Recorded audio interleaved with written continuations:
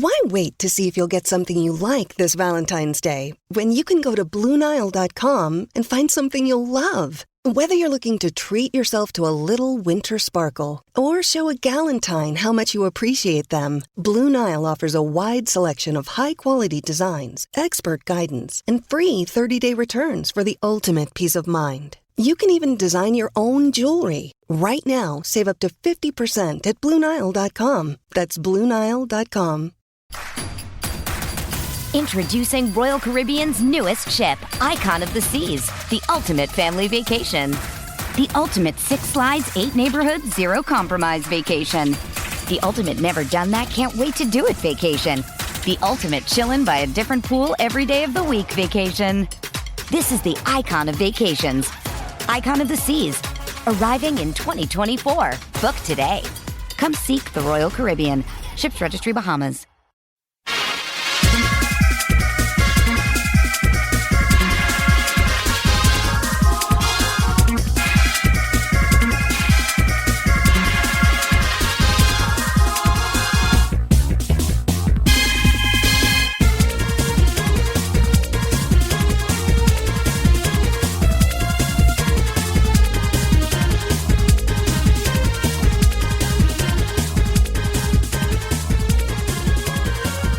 Hello again, hockey fans. Are you ready to brave the wild with me, your buddy, Paladino Joey?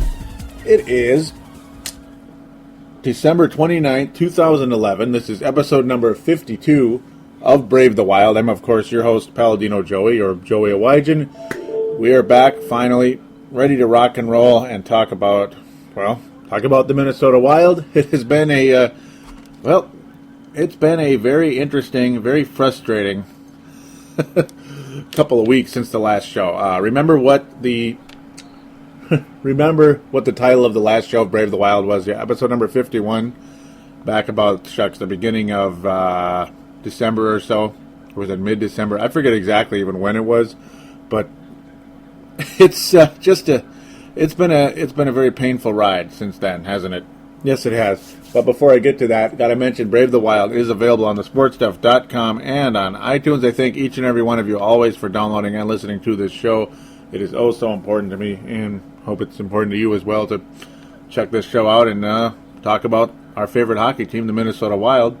Also, the only hockey show on thesportstuff.com. Okay, it was December 13th, so really not that long ago.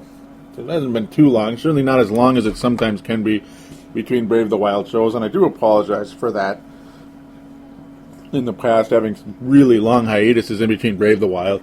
As I was saying during the last show, I'd like to do this more often. You know, it's not good to kind of have a show and then wait 3 or 4 months. That's ridiculous. It's not going to get the show off the ground in any way, shape, or form. In fact, it's pretty much making the show non-existent, and that's frustrating for me, and I'm sure it is for you listeners as well, those of you that do care about this show. So, again, God bless those of you that do listen. Thank you also very much. Also, there are there's a Facebook page and a Twitter account for Brave the Wild, twitter.com/Brave the Wild. And then for Facebook, simply go to the search bar, type in Brave the Wild, Minnesota Wild Show. 2 things come up. There's a group and a page. Go to the one that says company, which would be the page. The group, I'm going to kind of get rid of that, try to turn it into a Facebook page. Simply go to that and join it by clicking the like button on the page. It's that simple. And then post your comment, question, shout out, whatever on there. Speaking of comment, questions, and shout outs, you can call in to the phone lines as well, 209-736-7877, 209-736-7877. It is a voicemail. Mention which show you are calling in for, which is Brave the Wild, and that's where you opine, comment, question, shout out, whatever. You know, that's the deal. So, without further ado, let's get to the nitty gritty here of episode number 52. Well, yeah, I jinxed this team on December the 13th. See, that's the problem. I recorded the show on December the 13th. It is now the 29th, and the Minnesota Wild finally won another hockey game since that day. That's right, since that day. Oh, and yeah, remember how I said I recorded it on December the 13th. The Minnesota Wild played the Winnipeg Jets. Though I may have actually recorded it on the 12th and it was published on the 13th, but you get the idea. The Wild had just defeated Phoenix. They were kicking butt. They were 4-1. This was, of course, Saturday the 10th of December. The Wild were 4-1, crushing people, crushing the Kings. Look at that. Well, they had a 4-game road trip. Years ago, this would have been a disaster heading to Anaheim, San Jose, Los Angeles. The Wild never beat the Kings for whatever reason. The Sharks are always tough. The Wild never beat Anaheim. Well, they beat all of them, and they took out Phoenix, which had also been a very tough team for the Wild of late for whatever reason. But all of a sudden this year they were kicking butt. They beat Anaheim 4-3, beat the Sharks 2-1, the Kings 4-2, and the Coyotes 4-1. They even beat the New Jersey Devils 4-2 on December the 2nd, Friday. And then you're sitting there wondering what the hell when the Wild head to Winnipeg and lose 2-1. They lost 2-1 to the Winnipeg. Oh my God! That's the same team, folks. The same freaking team. The Winnipeg Jets that were the Thrashers just last year. The Atlanta Thrashers are not a very good hockey team, are they? The Jets are barely functional out there. They are. They're not really much about in any way, shape, or form. It's a freaking joke that the Wild went there and lost. They only had one goal. Couldn't understand it. And that got the Wild spiraling downward and very quickly downward. Much to the chagrin of all of us Wild fans. Because here in Minnesota, ladies and gentlemen, we've been suffering in the Minnesota sports scene. The Minnesota Vikings they finally won a game. They ended their losing streak last week, much to our chagrin, because we wanted a higher draft pick. We wanted the number 1 pick. Thought we might actually get the number 1 pick, and we're not. Now, probably not. They win their 3rd game of the year out of 15, so of course they would be 3-12, looking to probably be 3-13 unless they defeat the Bears this weekend to finish the season. You got the Twins winning 63 games, losing 99, horrendous. You got the Wolves winning under 20 games in back-to-back seasons with the worst coach in the NBA, Kurt Rambis. So it's like, oh my God, outside of the Minnesota Lynx winning the WNBA championship, much to our surprise and joy, you have the Minnesota Wild with the best record in all of hockey. The best record in hockey, which is like unprecedented. You never saw the North Stars doing that, really. You never really did. In the early 80s, they had some good teams, and then they quickly swan dive back into the the crap zone again for a while until the early 90s when the Wild made the North Stars made that incredible run to the Stanley Cup Finals, only to lose, and then eventually moved to Dallas. I mean, we've been snake bit, folks. Really, outside of Gopher Hockey and the Minneapolis Lakers, we haven't really had a winner in this town, other than 2 quick little twin championships here and there. The Minnesota Twins long ago in a galaxy far away. To see the Minnesota Wild dominating the NHL the way they were, at home and on the road, on a regular basis, and to see that simply go up in smoke of the 8-game winless streak, it was really frustrating, folks. Really frustrating. Winless in 8 games. Tuesday the 13th, the bad luck begins on Tuesday the 13th, especially with your Brave the Wild host. I thought I knocked on wood. Maybe I didn't. Best team in the NHL, knock on wood. Yeah, it's too late for that, huh? Yeah. I'm really sorry, guys. I am. Trust me, I'm really sorry for that. Uh-huh. It's funny. I've done a show now after wins. Back-to-back wins after Brave the Wild, huh? Yeah, it was nice, wasn't it? Good times. All losses, folks. 8 games, all losses. They were able to sneak in a couple of points, though. December the 14th, we had an overtime loss against Chicago, a very hard-fought game. In a lot of ways, that was what really put the Wild down, because that was a really hard-fought game. It was the 2 best teams in all of hockey going at it in the X, and the Wild just could not do it. They made a comeback that fell short in overtime. They lost that game, unfortunately, to the Blackhawks in the X, and then a home game against one of the worst teams in all of hockey, the New York Islanders, who I picked to be the surprise team in the East, and unfortunately they're probably going to have a top 3 pick again this year. The Wild, they sneak out a point in a 2-1 loss at home against the New York Islanders. Man, you think I'm going to put myself through that again? 2-1 against the New York Islanders, folks. That's right, 2-1 against the Islanders. We can't even win against the Islanders. Are you serious? That's pretty lame, huh? Yes, it is. We're all wondering what the heck happened there. And, I still have no idea. Of course, the Islanders beat the Wild earlier this season as well. So it's like, whatever. I guess some teams have your number for whatever reason. Some teams do just do. I mean, like the Kings. Even when the Wild were a halfway decent team, the Wild never could beat the LA Kings for whatever reason. For whatever reason. Again, beyond anyone's understanding. It's crazy stuff. So as we move forward, the Wild then get... This is when the floodgates open. I mean, when you lose games to the Islanders, you get heartbroken against the Blackhawks. They take a mental dump as they head to Vancouver and get trounced 4-0. Roberto Luongo beats the Wild, and then the Wild just cannot score against Calgary. They lose that, and then another disappointing loss against Edmonton, and a loss against Colorado after Christmas. And by the way, I hope all of you listeners out there did have a good Christmas and holiday season. It is not New Year's yet, but it will be soon. Of course, the next Brave the Wild show will be in 2012. The feared 2012 will finally be upon us. Oh, yeah. Ooh, aren't you scared? I'm not. No, I'm not really worried about it. All I'm worried about is having my heart in the right place. And, yeah, at this point, yeah, not too worried about any year. My belief is that it's not about the year, it's about the time. When the time is right. So anyhow, we'll move on.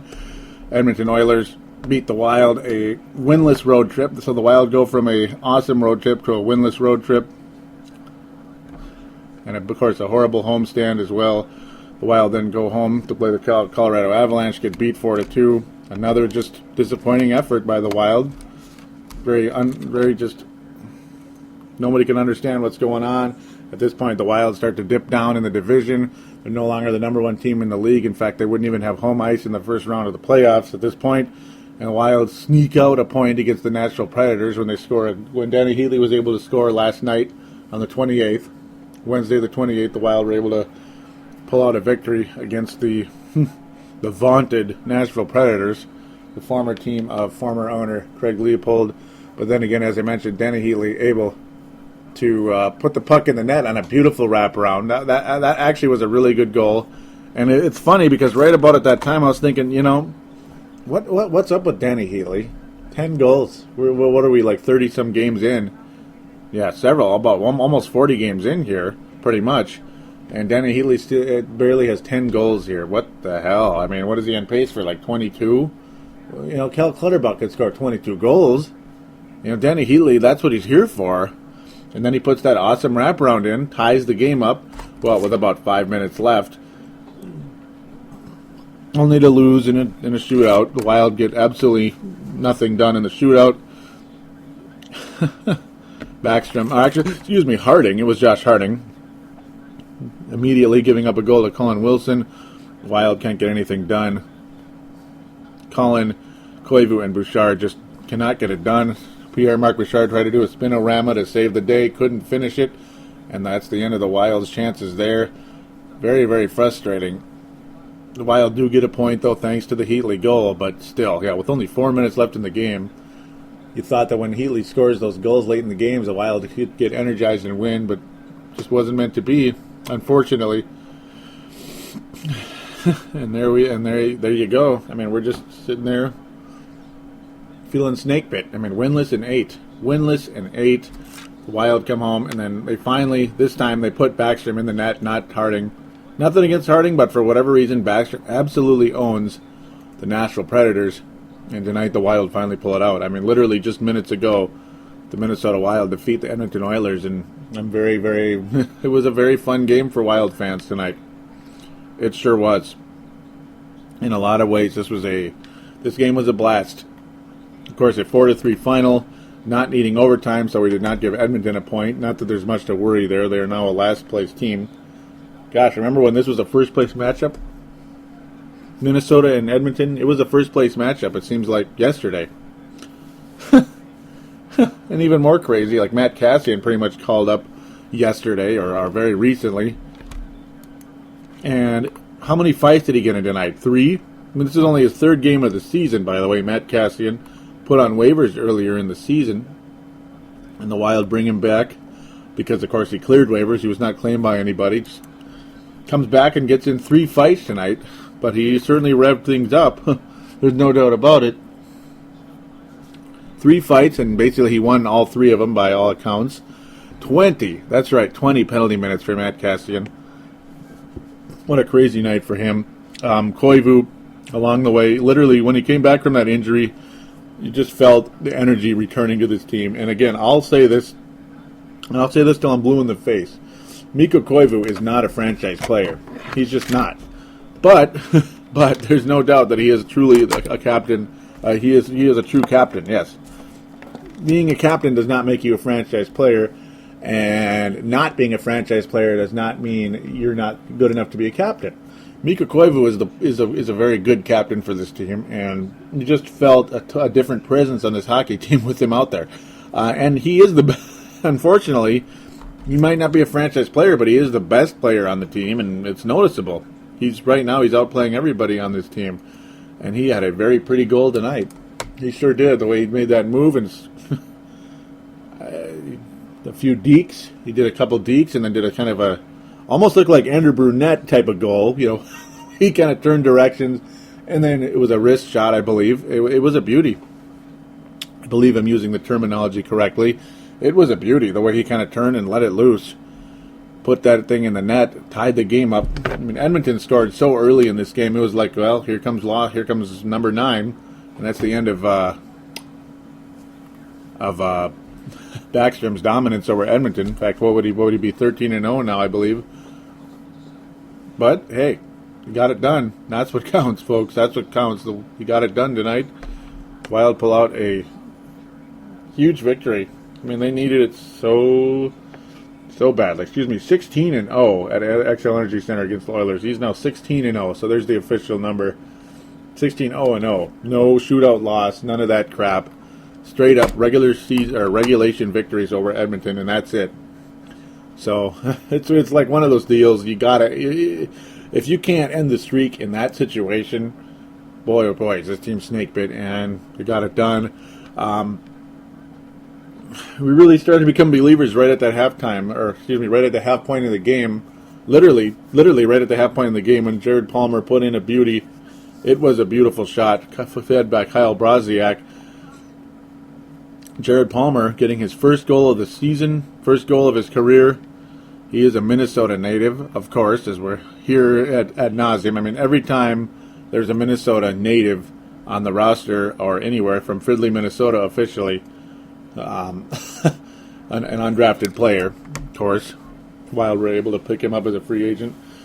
He's about 25 years old, by the way, 25, 26, 25. But no, the fact he was able to put that thing in, it was a very nice shot. It just changed everything, and then Edmonton, I don't know what happened, but basically turned the puck over to Pierre-Marc Bouchard, and he put that thing in right away. I mean, it was literally pretty much right when the public address announcer was saying how Jared Palmer, scoring for Minnesota, gets his first goal of his career, and literally Pierre-Marc Bouchard had already scored. It was beautiful. It was beautiful. I mean, Marek Zidlicki getting his second of 3 assists tonight, by the way. His 7th, 8th, and 9th assists on the season. Yeah, that was unbelievable. It was like 3-1, and it's like, oh my God, we just might finally end this losing streak. And it was about time.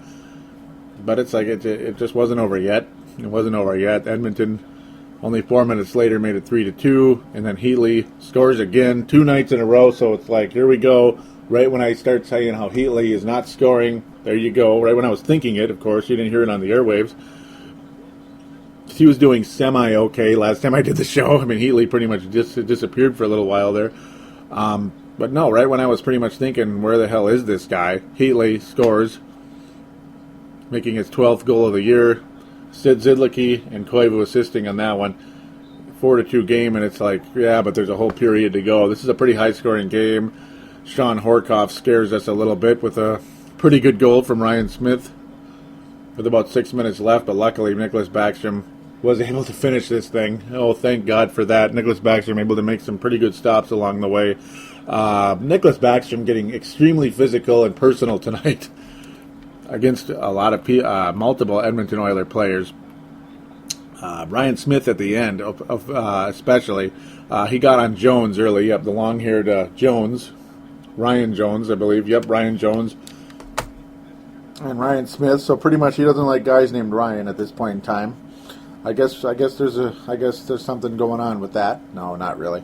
But no, this was a crazy game. Crazy game. The rivalry between the Wild and the Edmonton Oilers, I think, is a beauty in a lot of ways, though Edmonton is a last-place team, so if you really want to be a playoff team and your rivals with the last-place team, I guess in the big frame of things, it's like, But it's certainly become a pretty cool rivalry over the years, and it's really intensified this year because Edmonton got a little better for a while, at least for the time being, and the Wild got a little better as well, and still are a bit better. You also have Eric Belanger on the Oilers. Not that means all that much, but maybe a little bit. It's a nice little rivalry. You got guys like Peckham, who was basically thrown over the bench by Staubis after Staubis kind of was cheap shot by Peckham. It was an interesting deal. He threw him over the bench in a check, and then everything went crazy, and players were sent to the penalty box. This is pretty much a penalty-filled game, but as mentioned, especially Matt Cassian, it was just all over the place. Prossier also had a 4-minute major in the game. It was a crazy, crazy night. Oh, it was. Clutterbuck was all over the place, always getting in people's faces when needed to be. Eager was all over the place. Hordachuk is also one of those guys that gets on people's nerves. There's no doubt about that. It was a classic divisional matchup, and I was tweeting tonight during the game, which I wish I did more often. I think I should. Sometimes I just don't, and I think I should do it more often. So again, twitter.com/BraveTheWild. I was thinking, all night, gosh, this is the last time the Wild and Edmonton play while they're division rivals. They will no longer be division rivals because with the realignment next season, Edmonton goes to one of the others. The other, what will probably be still a Western Conference or Western League or whatever the heck they're going to call it.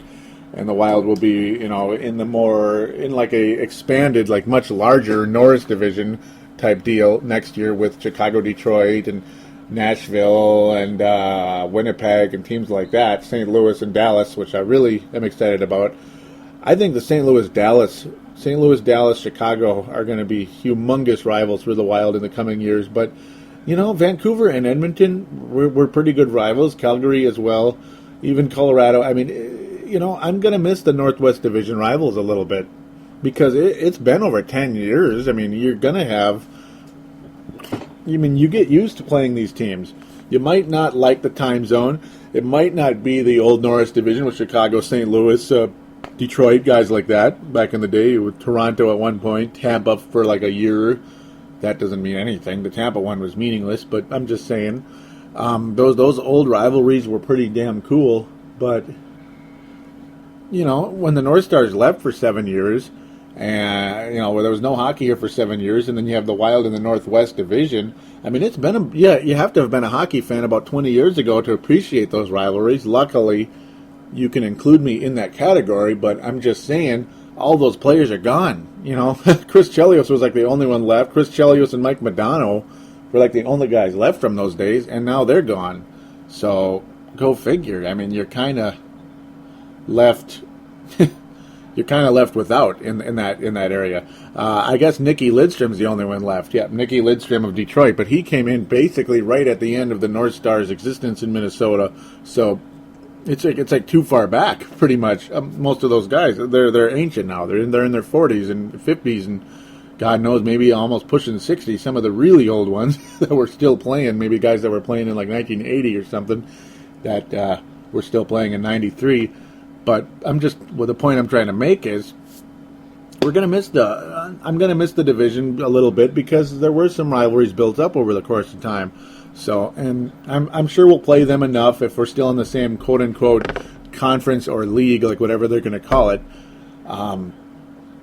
We'll still probably play them enough that there'll still be somewhat of a rivalry with Edmonton, Vancouver. And I know you guys aren't going to miss the time zone, but when you work second shift, you'll miss it a little bit.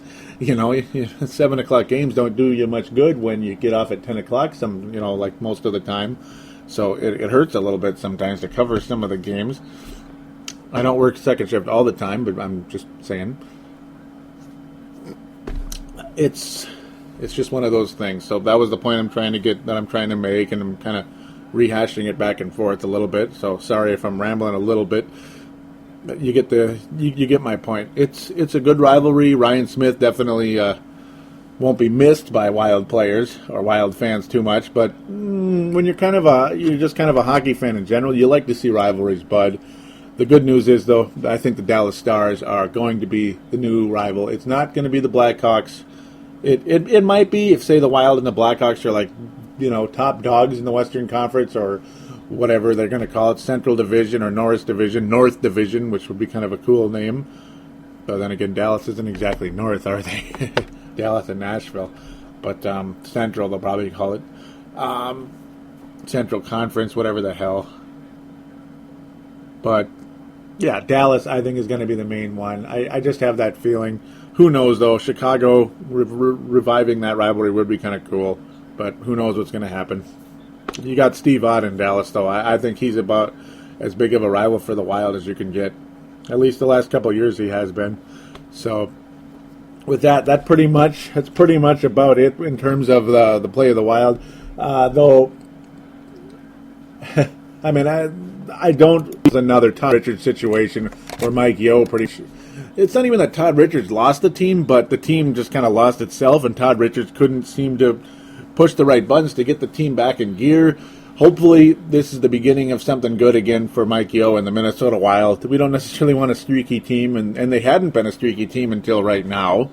So I guess maybe things were kind of averaging out a little bit the past couple of weeks. Like maybe the Wild aren't supposed to be the number one seed. Maybe they're supposed to be 3 through 6 range. So we'll see what happens here. We'll see what happens. But it was a very fun, entertaining game tonight.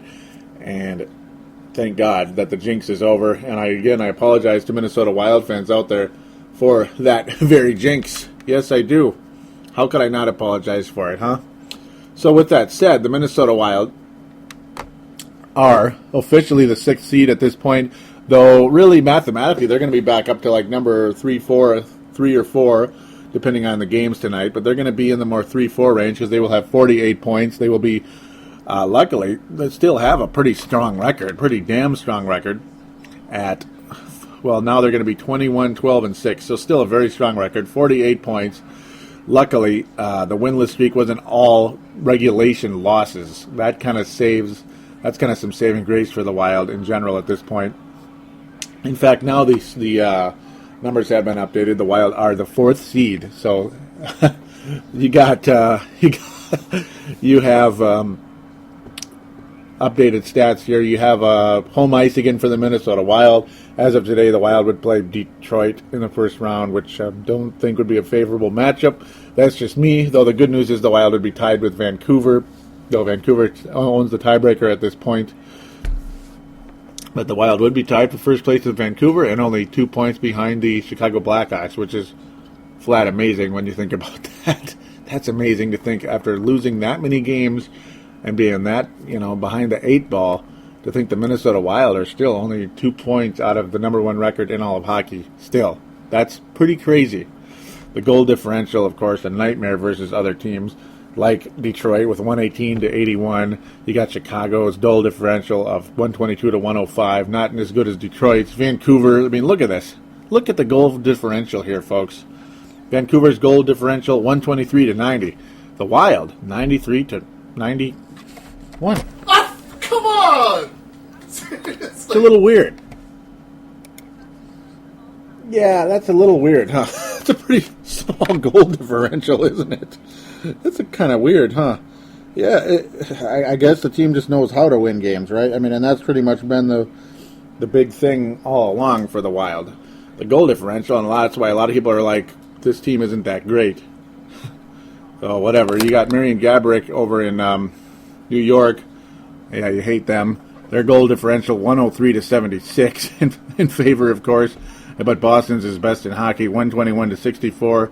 And, of course, they are the defending Stanley Cup champions, and they have the top record in the East. So I guess the Boston Bruins, I hope I didn't call them the Red Sox. If I did, I'm an idiot and a retard. But they are the Boston Bruins, regardless if I called them the Red Sox or not. They have the best record in the East, and they're, gosh, they they just might do it again with a goalie like that and an offense like that. I mean, you got a good goalie and a good offense and good defenseman. Yeah, it's a pretty complete roster there, and apparently a pretty competent coach. Who knows? Maybe they'll be repeating for a Stanley Cup championship over there in Boston, and they've played significantly less games than other people in their division and in the conference. So they have the most points and they played less games. Things looking up and up for the Boston Bruins, who started out pretty slow this season. Vancouver started out slow. Look at them. And everybody's like, yeah, things will average out. Vancouver will catch up, and they'll probably win the division. And much to everybody's chagrin. Same with Detroit. And yeah, that's exactly what happened. God dang it, that's exactly what happened. No surprise to anybody. San Jose still a bit behind the Wild. 6 points behind the Wild, so that's good news. In that sense, though, they would be the third seed because the rest of that division is struggling. I mean, you got Dallas is struggling. LA is not nearly as good as they were earlier, and Phoenix isn't that good, and Anaheim is terrible right now. Columbus is the worst team in hockey, and they're in the Central Division, but I'm just saying. It's been a weird season, but now things are kind of coming back to the norm a little bit. In terms of the big guns are kind of back where they belong in the top 3, 4, or 5 in their conference. And other teams are kind of bouncing around a little bit. You got Florida and Minnesota are really the two main surprises, or the overachievers, you could say, in the East and West. Amazingly, though, Toronto and Winnipeg would be in the postseason today. That's pretty amazing, with Washington and Buffalo and Tampa Bay and Montreal all missing the postseason if the playoffs started today. That's pretty weird. That's really weird, actually, when you think about it. So you got a lot going on in the East to surprise some people for the time being. So with that said, we're going to take a quick break, and we're going to do our Houston Aeros update. Oh, goody, right? I wish there was more exciting things to report the Houston Aeros, but, well, we'll get to it right after this.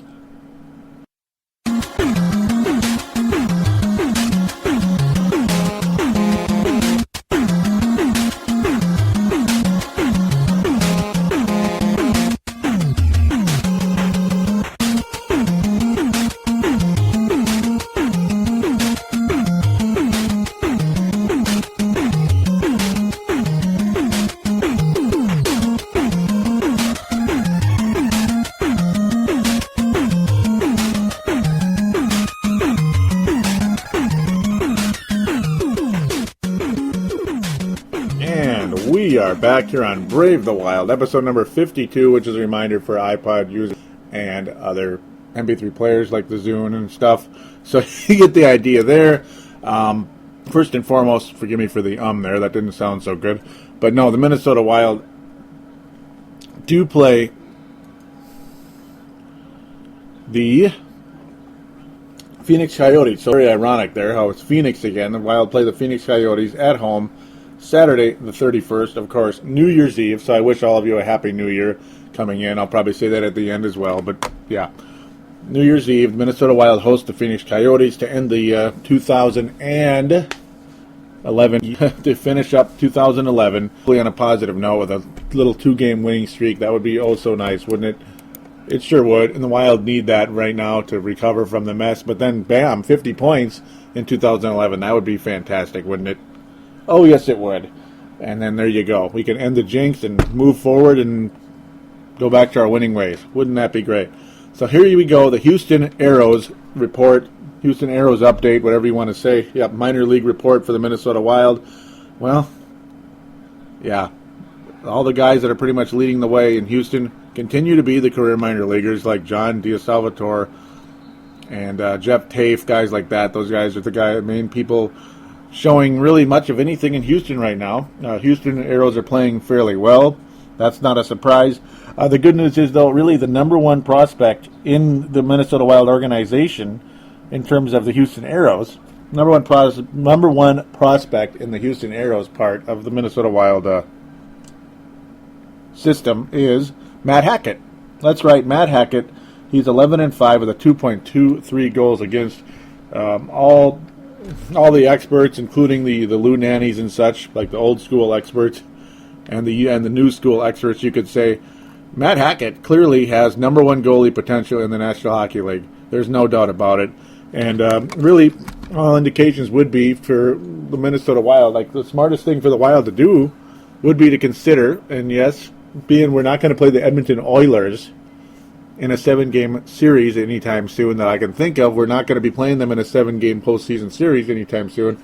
To strongly consider trading Nicholas Backstrom and calling up Matt Hackett for a permanent position with the Minnesota Wild with Josh Harding, and then sign Josh Harding to probably a 3-year deal, being he's on a 1-year deal like every flipping year.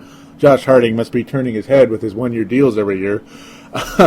But no, you free up money, and then you go after Zach Parise.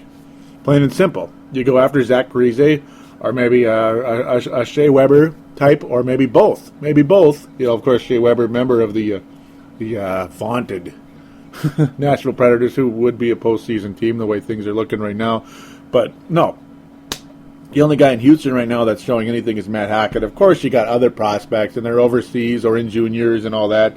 Of course, you got Michael Granlund. Of course, you got Phillips. Of course, you got Zucker, who's in the college hockey ranks right now, and you got Coyle. You got all these big time prospects. Though you don't really start to see true potential for professional hockey until you see some success in Houston or, of course, the Minnesota Wild. Yeah, but when you see Matt Hackett playing as well as he is, and he did play very well when he was in the NHL as well for a short stint, clearly the guy has potential to be a number one goalie, and at bare minimum, a kind of a spot starter in and out with Josh Harding. Maybe you go back and forth with Josh Harding, just like you kind of are doing with Nicholas Backstrom and Josh Harding right now, and just like we did with Dwayne Rolson and Manny Fernandez years ago. And thank God none of those guys are head cases like Manny Fernandez. They almost seem to be more stable than that guy. I don't know if they're as stable as Roley and Backstrom. Those two are the most calm guys we've ever had. Backstrom and Roley, fairly similar players. Very good goalies. Occasionally go through some crappy stints, but overall consistent and strong goaltenders. But expensive. That's the big part. Manny Fernandez was expensive as well when he was a member of the Wild. Josh Harding has never been expensive. Matt Hackett, as of right now, is not going to be expensive. I mean, he's a kid. So, and if you want to make a splash and try to make a run at a Stanley Cup and, long term, you have all these hot young prospects. Some of them are going to come in and some of them aren't right away.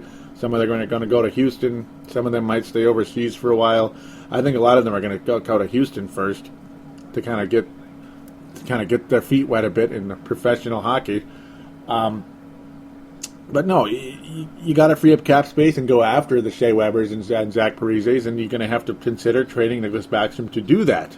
Free up the cap space, hopefully get draft picks and stuff like that in return for Backstrom. Maybe you trade for Parise with Backstrom. Who knows? Who knows what's going to happen with that? Of course, you're going to want a replacement for the guy over there in New Jersey who's been there forever. There's no doubt about it. Old Martin Brodeur. I was almost blanking on that. I mean, how could I not know who that is? Obviously, and I do know who it is. It's just brain farting right now because I'm concentrating on other stuff. But, yeah, eventually you're going to want a replacement for that guy, of course. He's not going to play forever, and, of course, he's kind of hitting the end there. He's at the twilight. He's pretty ancient now. So you get the idea there. Other prospects of note, there aren't very many. I mean, the Jared Palmers, the Warren Peters, they're pretty much minor league guys who are like fourth liners in the NHL, and whatever. Nate Prosser's a little bit better than that, but at this, obviously he's a defenseman. A little bit better than that, but at the same time, how much better? He's good, but there's no major prospect in this in the Houston Aeros right now outside of Matt Hackett that's playing particularly well. Cody Allman with 9 points in 13 games, so productive in a short amount of time. That's good. That's really encouraging, actually. Excuse me when I say that. That's actually really encouraging. But the problem with Cody Allman, the guy's never healthy. I mean, you got shoulder injuries, you got knee injuries, you got back injuries. It's just ridiculous. So it's like, what can you say? Ankle, I believe, was another one. It's like, it seems like the guy can't stay healthy. And you got Tyler Kuma, of course, recovering from an ACL injury. He's pretty much a stay-at-home guy anyway, and he's one of those classic draft picks where Doug Riseborough traded up to get him, and, 4 points in 32 games at least he's staying healthy. I mean, he's been a stalwart in that department. Hasn't missed a single game, but only 4 points. So I understand he's more of a stay-at-home type of guy, but to only get usually even the stay-at-home guys rack up the points in the minor leagues if they're truly an NHL player. And Kuma is not really doing that, and that's why you're not really hearing much about Tyler Kuma skating for the Minnesota Wild. You're hearing about Nate Prosser skating for the Minnesota Wild, and guys like Kevin Falk. Like, that tells you something.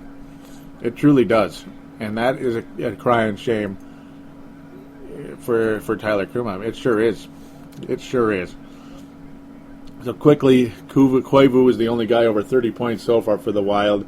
Bouchard, though, having a strong season. Jared Spurgeon, of course, is going to be out for a little while with a leg injury after being thrown into the boards the other night against Colorado. Yeah, that was a rough hit there. The Colorado Avalanche thrown into the boards, and the NHL did nothing about that. People a bit frustrated, and you got Setaguchi and Latendresse bag skating basically out there. They're basically getting their butt kicked by the coach right now because, quite frankly, they should be playing and they're not yet. So that's kind of been a little bit frustrating. A point that I wanted to get to, and we'll kind of close with this.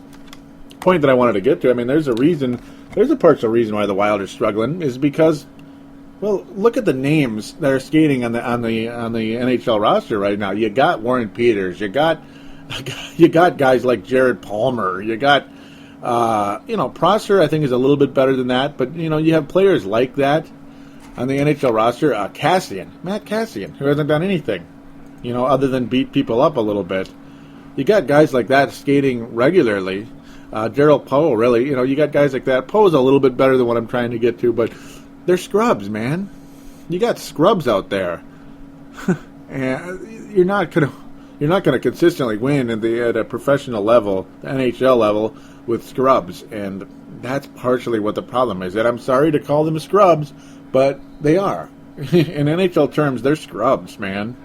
You're not going to win much with guys like that getting regular minutes, and that's partially the problem because of guys like Latendresse and like Setaguchi just not being healthy. They're never healthy, and it's BS. Unfortunately, the Jared Spurgeon issue, that's absolutely not his fault. A complete cheap shot, and the NHL not suspending anybody for that play. That was a little bit of BS there. In fact, a lot of BS. To think that somebody could get basically crushed into the boards and the NHL completely ignores it. It's not cool. And they're talking about how strict they're going to be about stuff like that, and nothing is really done about it. It's bizarre to a lot of people. In fact, very, very, very frustrating. It sure is. And by the way, the Colorado player, Claude, was the guy that actually crushed, you could say crushed Spurgeon into the boards. A very nondescript player on the Colorado Avalanche, Cody McLeod. It's like great. So it's like, of course, it's a nondescript guy that's going to injure one of your better players. A defenseman that's actually putting the puck in the net or helping other players put the puck in the net with some quick passes. Jared Spurgeon is a very valuable player with 13 assists. I mean, he's been very valuable all year. He's been healthy, 37 out of 38 games. In fact, the only reason he's got 37 games is because he missed the Nashville game. So that was the 38th game. 39th is tonight. It's not on record yet, but, that's the only reason he was even missed a game is because of that cheap shot by Cody McLeod. Very, very frustrating for Wild fans. I mean, very understandably, how can you not be frustrated with what took place? It's complete BS, and it's just one of those things. So with that, we're going to wish Jared Spurgeon a quick recovery and guys like Setaguchi and Latendresse to get their ass back on the ice and contribute to this team. So we're going to pretty much call it a show here. Thank you guys again for listening. Please do join the message boards on the sportstuff.com. We'd appreciate that also very much. On the front page of the website, click on the button that says TSS Boards. Click on that, then click register, sign up, get your screen name on there. Try to keep it something that makes sense and isn't all crazy and weird. And you can post on those boards and talk hockey with other guys like Chris Porter, Matt Kennedy, and myself. Guys like that. We all like to talk hockey, of course. Neil Nate Dog Thiesing is out there as well. I'll have him on the show again sometime, hopefully very soon. Don't forget about the Twitter account, twitter.com/Brave the Wild. And, of course, the search for the Brave the Wild page on Facebook. Go to the one that says company, not group, and then click like when you're on the page. It would be also appreciated. Don't forget the phone lines, 209-736-7877, 209-736-7877. It is a voicemail. Do treat it as such. Mention which show you are calling in, which is Brave the Wild, and do your comment, statement, shout-out, question. And you will be on the air with me, and that would be oh so awesome. And if you could, do rate me on iTunes. That would be oh so terrific. Give me a decent rating and say what you like about the show. Maybe say what you'd like to see improved. And hopefully one of the things you'd like is to see more Brave the Wild episodes and not so sporadic. That would be terrific, huh? So, have a Happy New Year, everybody. And until 2012, we are bidding adieu. Take care, everybody.